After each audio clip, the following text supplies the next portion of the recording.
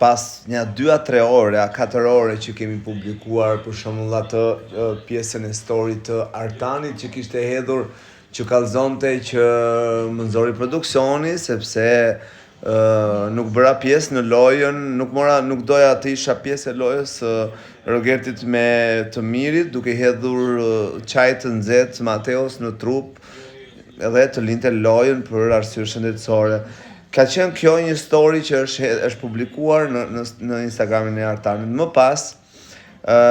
ka ardhur dhe kjo story tjetër ku thotë që çdo lloj story është rrem dhe çdo lajm është fake, domethënë që duhet të marrim parasysh, duhet të gërmojmë për lajmin e vërtet përpara se të flasim. Tani i thonë një llaf i turp popullor që në një gënjeshtër të plot ka një gjysmë të vërtet. Tani shumica e njerëzve që e ndjekin Bigun kanë arritur të kuptojnë që shumë herë nga daljet e të preferuarve që kanë qenë aty, që kush është pritur dhe kush ka dalë, kanë aluduar që gjithmonë mund të ketë manipulime brenda në një produksion të madh kaq sa është ky i Bigut. Çfarë ndodh tani?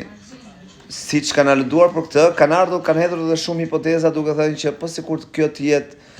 një lloj organizimi që t'ja japi Artani dikujt dhe pastaj Artani t'ja marrë screenshot, por në një farë mënyre janë indicet e të vërtetave që shumë kushi nuk i shef edhe nuk i dëgjon. Këto janë thjesht hipoteza. Tani, duke marrë parasysh që Artani ka bërë këtë story këtu, i cili e përgënjeshtron të gjitha të storyn e pak para orësh që kemi parë të gjithë,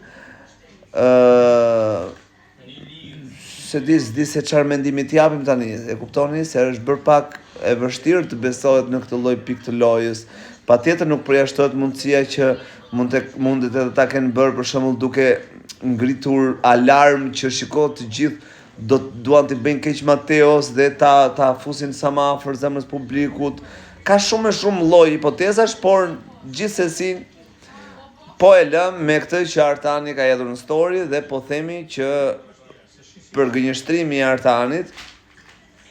do ta marrim për bazë, sepse fundjavare është ai që mban përgjegjësi për atë çfarë shkruan dhe çfarë hedh në story. Unë i bëj thirrje ose i jap një këshill Artani dashur, domethënë që ti sa herë të shikosh një përgënjeshtrim nëpër rrjetet sociale,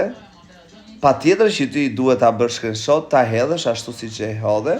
por jo thjesht domethënë të shkruash thjesht filluan manipulimet, jo absolutisht.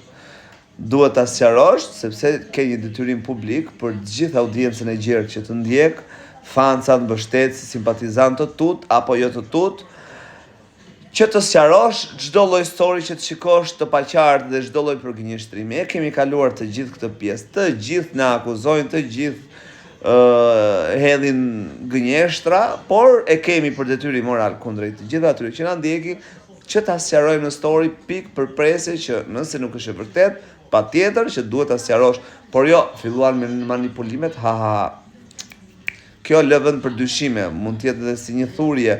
një plan i thurur që thuhet ti si faqe fake, ta hedhun aty, por t'ja u sjellim në mendje njerëz bla bla bla, shumë intriga domethënë. Kështu që herë tjetër çdo lloj gjë, jo vetëm Artani, por çdo kush që ka ndonjë paqartësi që